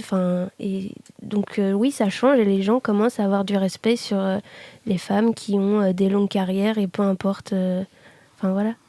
Mais surtout, ça, j'ai l'impression que c'est les personnes qui pourraient faire ce genre de réflexion, c'est pas le public, ou en tout cas moins le public, et c'est des gens dont en vrai la vie compte pas énormément. C'est des gens de l'industrie ou des gens qui sont même pas dans ce truc-là, tu vois. Du coup, comme tu disais, on fait des métiers artistiques où j'ai l'impression que la première chose qui frappe, c'est pas forcément qu'on soit des meufs, mais plus tu fais un taf qui n'a aucun sens, tu vois. Et du coup, les gens sont plus aptes à te dire mais qu'est-ce que tu branles de ta vie ? Tu vas rater. Ouais, ça, plus que attention à horloge biologique. Après, genre moi j'ai 23 ans, donc je pense que c'est pour ça que j'ai pas été encore confrontée à ça et je suis presque sûre que ça va arriver. Mais je pense que c'est de la vie de personnes qui sont pas très importantes dans nos milieux et que si t'as une bonne équipe et des amis solides et un public qui s'en fout, tu peux assez vite maintenant passer au-dessus de ça, je pense. Et en parlant de cette question des âges, vous avez l'impression d'être faite pour quel âge ? Typiquement, quelqu'un qui est très jeune, qui est plutôt casanier, on va lui dire « Oh là là, mais t'as vraiment... on va lui donner un âge canonique. » À l'inverse, quelqu'un adulte qui adore faire la fête ou faire des conneries, on va lui dire « Oh là là, mais t'as vraiment 14 ans. » Enfin, vous, à titre personnel, vous avez l'impression d'être faite pour quel âge ? Votre âme à quel âge ? Ouf, ça dépend. Ah, tu peux avoir 2 âges à la fois, tu vois. Moi, déjà, j'ai un truc où je parais très très jeune. Du coup, on me dit souvent que j'ai 16 ans, alors que pas du tout. Du coup, je dirais que mon âge intérieur, en vrai, je me sens 16 ans, tu vois. Mais après, je sais pas ce que ça veut dire. Je sais pas trop ce que ça veut dire, en fait, l'âge, en vrai. Surtout aujourd'hui, j'ai l'impression qu'on a pu... Zomé et moi, on a grandi dans une époque beaucoup plus... comment dire ? Une époque où les gens avaient commencé à travailler sur eux-mêmes. Donc, il y a beaucoup de choses qui se sont cassées. Et on est beaucoup plus... Il y a une forme de liberté sur l'âge. Moi, je trouve. Du coup, l'âge, j'ai l'impression qu'aujourd'hui, ça ne veut tellement plus rien dire que moi, j'y pense jamais. Mais je pense qu'il y a d'autres gens... je suis pas... il y a d'autres gens, je suis sûre, ils y pensent aussi. Mais je sais pas, je trouve que l'âge est devenu une anecdote. Un tout petit détail dans nos vies et que une journée je peux me sentir 20, une autre 50. Quand je suis toute la journée dans mon lit, je suis là, ça y est, c'est la fin. J'ai 96 ans, tu vois.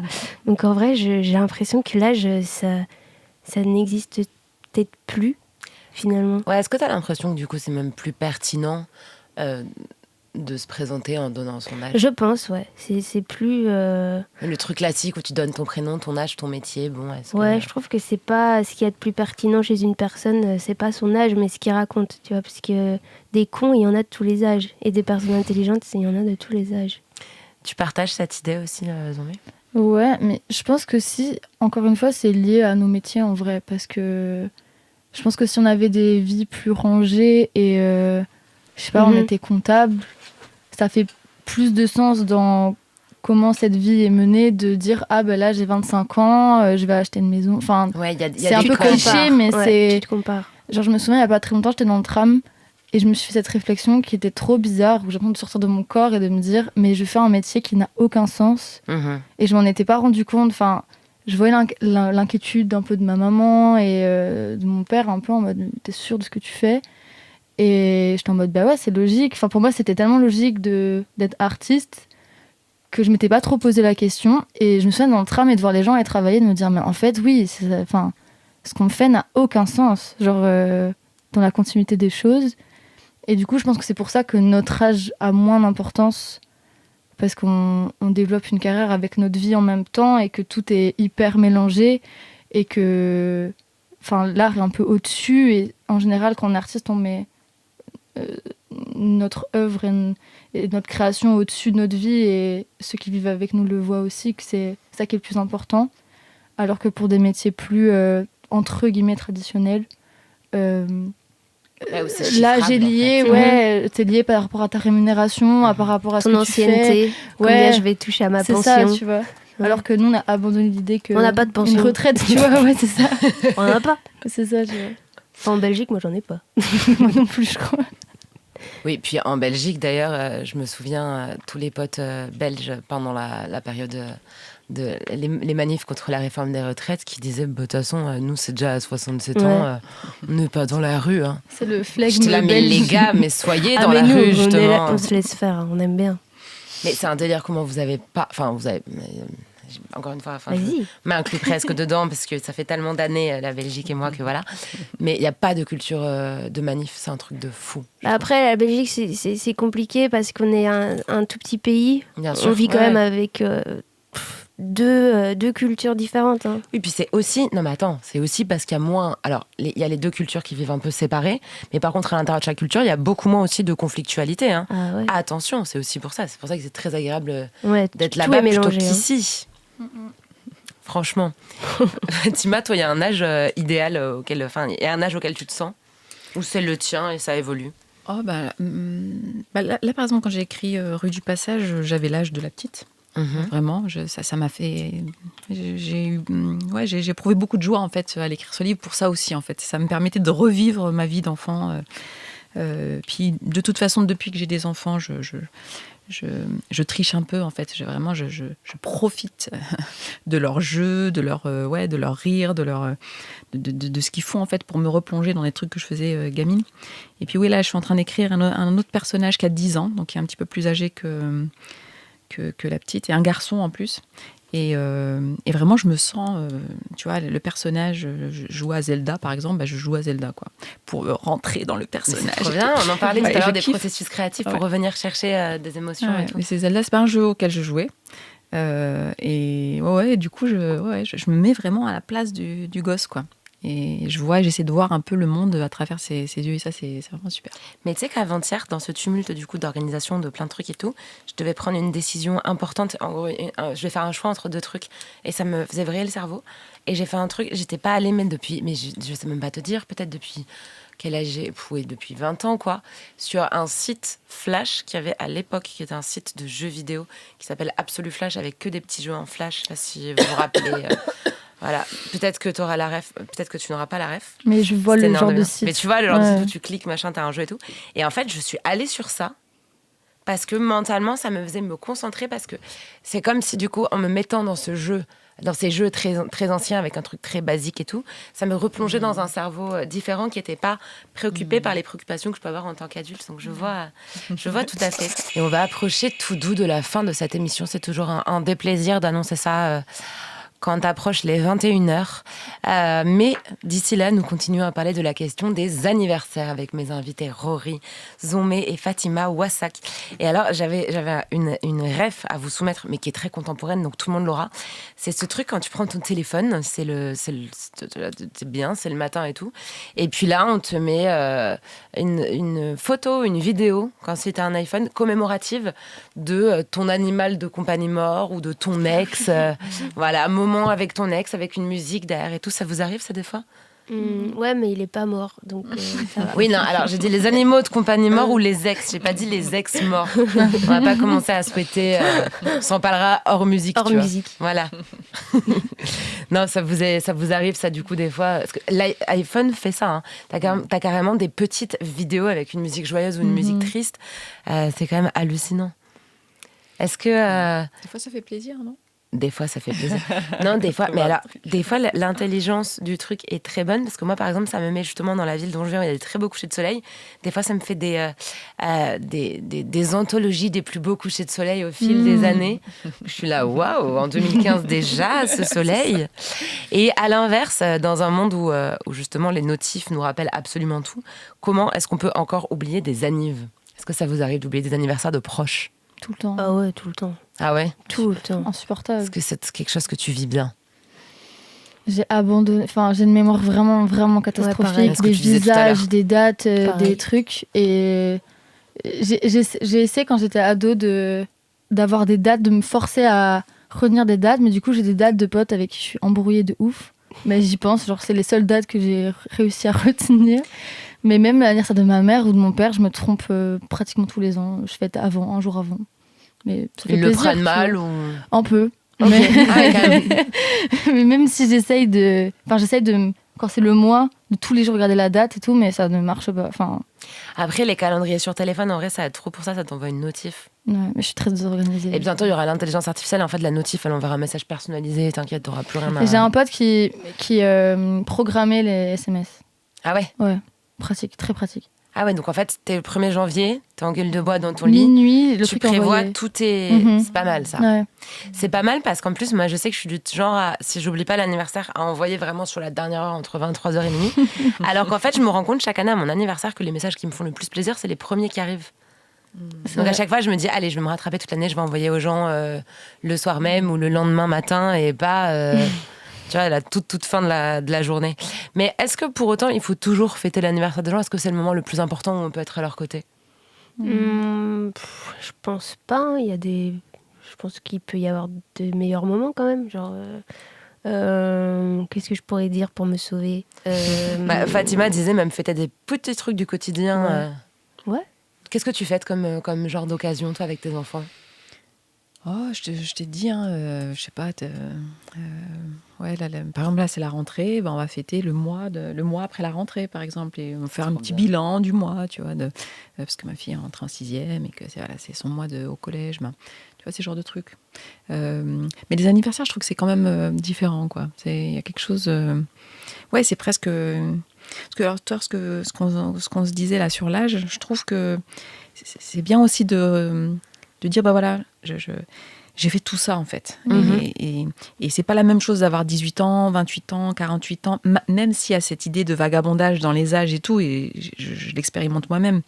Mais quand même, c'est bien aussi de dire, ouais, mais il faut aussi reconnaître ça, en fait, les années qui passent et ouais, des expériences, des aventures qu'on a pu avoir et de, alors je vais reparler de mes enfants, mais de transmettre aussi aux enfants, de dire voilà, c'est important. Là, aujourd'hui, tu as tel âge, et ben, je te souhaite de continuer, parce que si tu continues, c'est une bonne nouvelle. Et ouais, ça, je trouve que symboliquement, c'est bien de transmettre ça aux enfants, en fait, le fait que voilà, c'est important, tu assumes ton âge, tu es dans ton âge. Et je trouve que ça va bien aussi quand tu grandis. Je sais que moi, je fêtais, comme tous les parents, on fêtait l'anniversaire par principe. Genre, c'est ton anniversaire, on t'explique pas tellement que... ce truc-là de « Ah, c'est cool, t'as fait quoi cette année ?» et tout. Et moi, je sais que depuis que j'ai 19 ans, je m'écris des lettres pour l'année prochaine, ça tous les tue. ans, tu vois. J'essaie de le faire. Et là, j'ai tellement pas de mémoire, la dernière fois, j'en ai fait 3 la même année, parce que j'avais oublié que je l'avais faite. Mais du coup, j'essaie de faire ce processus-là pour après les relire et faire « Ah, ok, Et ça j'ai t'encourage avancé. » de voir que justement, t'as une grosse avancée en un an. De ouf. De ouf. Je peux parler de tout et n'importe quoi. Des fois, j'ai pas d'inspi, j'écris 2 lignes. Des fois, j'écris 3 pages, mais les gens que tu vois, ce que tu as fait, quels sont tes objectifs qui sont pas du tout les mêmes de l'année d'après. J'avoue que c'est hyper intéressant parce que même les amitiés, surtout au plus t'es jeune, au plus c'est le cas, ça va et ça vient. Et ce qui te semble absolument central dans ta vie à telle date, la date anniversaire justement 1 an après, parfois tu traînes plus au même endroit avec les mêmes gens, t'as plus la même activité. Enfin, c'est... Des montagnes aussi, t'as l'impression que t'es dans un moment où ce que tu traverses est insurmontable et c'est genre ça va prendre toute ta vie. Et l'année d'après, t'as pratiquement oublié ce truc-là. Et ça te sert de leçon pour les prochaines. Ah, de fou. C'est un sentiment après de ok, le temps passe, c'est cool. Mais je trouve ça bien de le montrer aux enfants. D'expliquer, c'est pas juste on fête ton anniversaire parce que c'est une date et ça n'a aucun sens, mais d'expliquer. C'est toujours bien d'expliquer aux enfants de toute façon. C'est trop bien. Et tu les archives du coup, toutes ces lettres? Alors, archiver, si j'étais organisée, ça serait ça. Mais elles sont dans ma chambre. Mais en fait, je les retrouve des fois au pif sous mon lit ou genre. Je les relis. J'aimerais tellement voir ton appart. Ça doit être fou. Parce qu'en plus, je vois les gens très bordélés comme ça. Je l'ai été toujours, je sais pas par quel miracle, j'ai arrêté. Non, mais c'est très bizarre, vraiment. J'ai arrêté d'être bordélique cette année. Bref, j'ai arrêté. Je suis normale, quoi. Je suis pas non plus. Voilà. Mais je sais à quel point, quand t'as un méga bordel organisé, tu sais te repérer dedans. Tu sais moi parfaitement. Non, vraiment en plus, elle a démonté ta théorie. Elle a démonté ma théorie. Non, parce que moi, je sais que, vraiment, en fait, je sais pas, ça semblait un méga mess, mais en fait, si je voulais remettre la main sur un truc, je finissais par mais ça, je suis hyper admirative. Ça, c'est incroyable d'avoir un bordel et de se retrouver dedans, c'est formidable. Moi, je suis incapable de... Donc du coup, toi, tu retombes sur le truc en aléatoire. En fait, c'est comme dans un jeu vidéo, justement, ça te fait des surprises. Ouais, de fou. Mais je te dis, il y a des années où j'ai écrit 3 fois une lettre, j'avais oublié que je les avais écrites, et il y a pas longtemps, je les ai retrouvées les 3, et c'était la même date, et j'étais genre, mais... Pourquoi tu te caches pas de l'argent et des petits cadeaux? Mais ça m'arrive, la dernière fois, je suis rentrée chez moi, et mes parents avaient fait un peu des cartons avec mes affaires et j'ai retrouvé 50 € trop bien, dans une enveloppe d'anniversaire, tu vois. Ça fait trop incroyable. plaisir. C'est pour ça les anniversaires, tu vois, les enveloppes de 50 balles. De fou. Moi, j'ai une grand-mère, à chaque fois, elle me fait des chèques et j'oublie d'encaisser les chèques. Du coup... en Belgique, ça n'existe pas, les chèques. Oui, c'est vrai. Voilà, petite ça info. Pas, les chèques petits. Exactement. Après, ça n'existe pas trop non plus les distributeurs. En tout cas, pas à Saint-Gilles. Ça revient. Ouais, ça revient. Flash info news, ça revient. Ouais. Restez prêts, ça revient. Ok. On attend parce que... T'as attendu 2 ans pour le chèque. Parce que tu sais qu'il m'arrive la même chose. Ah, mais je veux plus, j'accepte plus les chèques. mais moi, c'est ma grand-mère, je vais pas lui dire j'accepte plus. Non, mais si t'attends 2 ans, en fait, le chèque n'est plus valable. C'est ça qu'il veut dire. Ah bah oui. Ah ouais? Ah ouais, c'est 2 ans. Mais en même temps, ça m'est déjà arrivé de déposer, mais genre 1 an et 364 jours. Genre au dernier moment. Tu vois, moi les chèques je peux pas. Non mais même moi je me suis toujours interdit de les encaisser après coup, parce que je me disais la pauvre elle a fait son budget du mois, moi j'arrive avec mes grands sabots, hop là tiens tu m'avais oublié, je suis là. Tu vois, en plus je pense que dans ces cas-là t'as l'impression d'avoir dépensé de l'argent 2 fois, la fois où t'as signé le chèque et la fois où on te... Tu vois, un peu comme quand on te prête de l'argent et que t'as l'impression de jamais avoir gagné d'argent en fait. Grave. Parce que... Pour repartir sur cette question justement des anniversaires, tout à l'heure on parlait, Fatima, avant que tu arrives, du fait de célébrer un anniversaire seul. Est-ce que c'est quelque chose que tu pourrais faire, notamment pour la raison que tu évoquais, le côté un peu introspectif d'un anniversaire où on fait le bilan?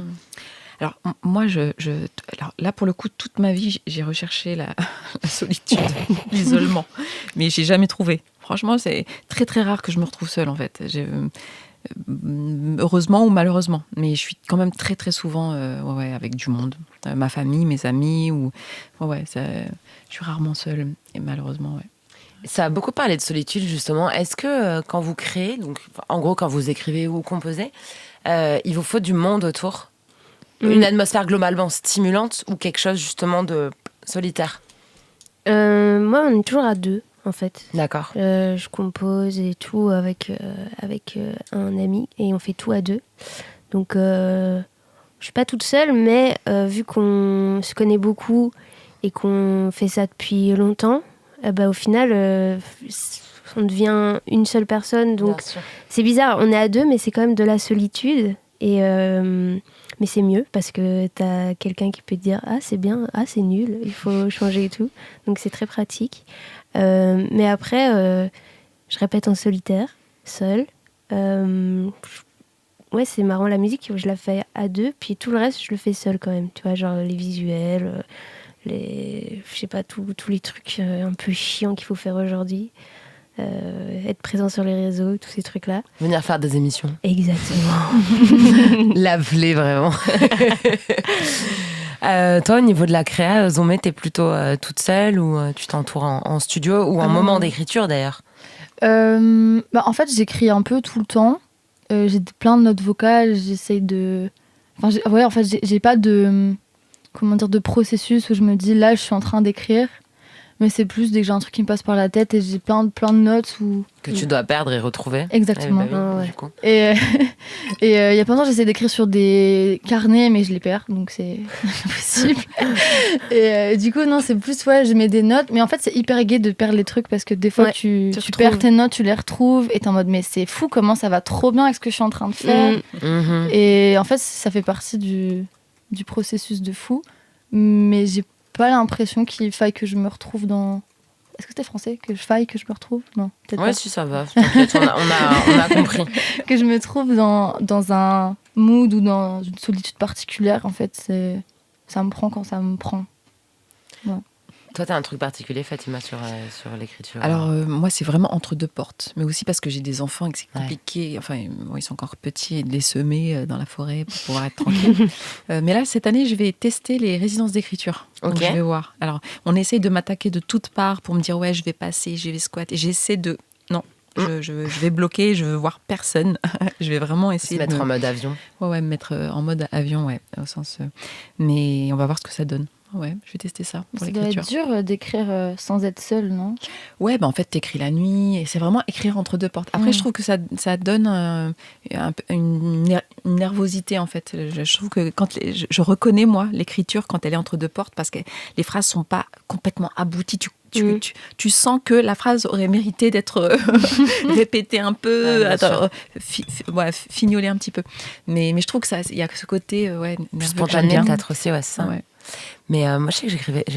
Là, j'ai beaucoup moins écrit cette année, mais j'écrivais beaucoup dans le brouhaha, justement, dans les bars de Bruxelles, toujours avec mes potes qui sont tous dans l'oreca, ou artistes, ou étudiants, ou tout ce que tu veux, qui, du coup, en fait, passent comme dans un sitcom toute la journée, avec des visages aussi familiers derrière le bar, et un espèce de brouhaha familier qui m'angoissait beaucoup moins que d'être toute seule dans le grand appartement, avec tous les colocs pas là. Et il y avait un truc où, en fait, comment dire, imagine j'étais chez moi, il y allait avoir un bruit imprévu, genre un voisin qui se met à mettre de la musique, j'étais là, ça m'est insupportable, je peux pas écrire, alors que le brouhaha classique du café ou du bar, ça fait comme si ça me faisait un casque anti-bruit, en fait. Et il y a quelque chose, je trouve, de très rassurant. Et puis le fait de regarder les gens vivre aussi, je pense que ça peut beaucoup inspirer. D'accord. Mais c'est marrant parce que j'avais vraiment plein de gens qui comprenaient pas comment je pouvais taffer dans ces conditions, alors qu'à l'inverse, moi, le truc de se mettre à son bureau chez soi toute une journée me semblait waouh, un truc que du coup t'as même pas envie de faire, comme une séance de sport trop tôt le matin, et du coup démotivant, donc ciao quoi. Ouais. Après, peut-être que ça dépend de ce que t'écris, parce que je pense que la journée là, au bord du lac, l'aimant, en fait, peut-être que pour aller au fond de choses qui font mal, tu vois, où t'as pas forcément envie d'aller, mais il faut du temps pour pouvoir y aller. Ça, je pense que c'est la bonne méthode, on va dire. Après, moi j'aime bien aussi cette idée d'être dans les cafés, parce que tu peux aller récupérer plein de petites choses, en fait, des expressions du visage, des mots, des expressions, des jurons, mais c'est pas la même écriture. Je pense que vraiment pour aller sur quelque chose, tu vois, qui fait mal, la mort, tu vois. Sûr. En fait, te mettre face à un lac et rester plusieurs jours, et je pense que ça t'oblige à aller dans les tréfonds de toi-même. Ouais, alors que si tu veux faire de l'écriture un peu figurative, comme justement dans Rue du Passage, où tu décris des comportements, des traits de caractère, etc. Des odeurs. Tu peux aller les voler. J'en reviens à mon histoire d'anniversaire et de jours un peu consacrés.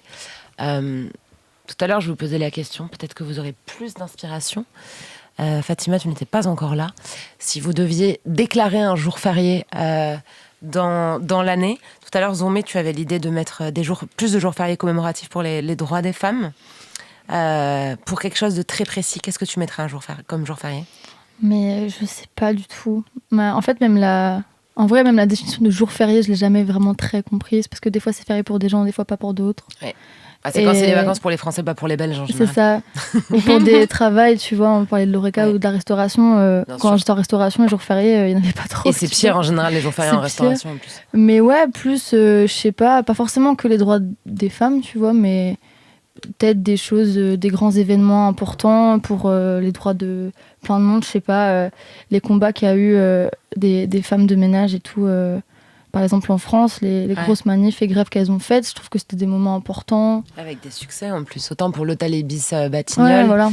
que pour le Radisson Blu à Marseille. Ouais. Effectivement, ouais.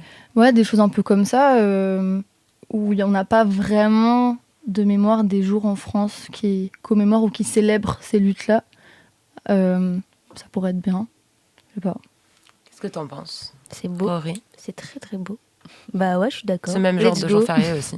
Tu valides? Ouais, merde. Tu valides aussi, Fatima? C'est ça que tu mettrais comme jour Ouais, férié? peut-être moins comme jour férié que comme rue ou place. Ouais, mais les parce jours que ça, fériés, tu c'est manques quand bizarre même. en fait. Ouais. Parce que les jours fériés, le problème, c'est que tu vois, si les gens T'oublies. Hein. ne suivent pas, Ils savent en pas fait, pourquoi. ça fait une pauvre journée fériée qui est pas suis fériée. En d'accord. fait, les Ouais, gens c'est ils comme vont travailler l'ascension, normal. l'ascension, machin, on sait Mmh, jamais. ouais. C'est pas suivi. Donc tu vois, ça risque, tu vois, si ça passe comme ça incognito. Alors qu'une belle place, tu vois, on remplace De Gaulle, Lyautey, etc. On remplace par les syndicalistes de l'Ibis Batignolles, par exemple. Ouais, là, ça aurait de la gueule. Ouais, je suis d'accord. Casablanca aurait peut-être un autre visage. Et ça va être l'heure de se dire au revoir après cette émission de 2 heures consacrée à la question des anniversaires et évidemment plein d'autres digressions possibles, mais vous commencez à connaître le format de l'émission. Ce soir, j'étais ravie de recevoir les chanteuses Rory et Zomé et l'autrice Fatima Wassak pendant ces 2 heures que vous pourrez retrouver, je vous le rappelle encore une fois, en replay sur Radio France, donc sur le site et sur l'application, mais aussi sur YouTube et sur toutes vos plateformes de streaming habituelles. Avant de se quitter, je vais vous laisser à chacune le soin de dire à toutes les personnes qui nous écoutent où est-ce qu'elles peuvent vous retrouver et également quels sont vos prochains projets, vos actus. Voilà, c'est à vous. Rory, je commence par toi. Oula, où on me retrouve bah, c'est quoi? Ah oui, Instagram, Rory with E. J'ai fait avec l'accent anglais. Mon actu, je sais pas. Et il faut aller sur Instagram, il y a tous les trucs Et là. il y aura bientôt un EP annoncé, oui, voilà, mais c'est voilà. ça, c'est et ça, ton c'est ça. titre Loser que Oui. nous avons écouté Exactement. en début d'émission. Allez-y, streamez, faites péter les millions. On veut des millions. Ils vont arriver Merci. en masse. Merci beaucoup Rory pour Merci. ta venue. Fatima, je me tourne vers toi. Où est-ce qu'on peut te suivre? Quelles sont tes actualités? Tu peux parler de ce que tu veux. Sur Instagram aussi, Fatima Wassak. Et puis les actus, il y a un de mes livres qui va sortir en poche. C'est pour une écologie pirate. Voilà, il va sortir tout début octobre. Et voilà, il y a des choses qui vont sortir en 2025, des livres. Ouais, pour l'essentiel. Eh bien, merci beaucoup. Merci à toi. Fatima, pour ta venue. Et enfin, je finis par toi, Zomé. Où est-ce qu'on peut te suivre? Quelles sont tes actus? Vous pouvez me suivre sur Instagram, c'est Zomé Forever avec un 4. Et on a sorti un projet en juin qui s'appelle Beurre des saisons. Et on va essayer de clôturer ça avec des remixes bientôt. Et voilà. Trop chouette. Merci beaucoup, Zomé. Merci beaucoup à toutes les trois. Merci à vous qui nous avez écoutés. Et puis, on se retrouve la semaine prochaine, même heure, 19h, 21h sur Move.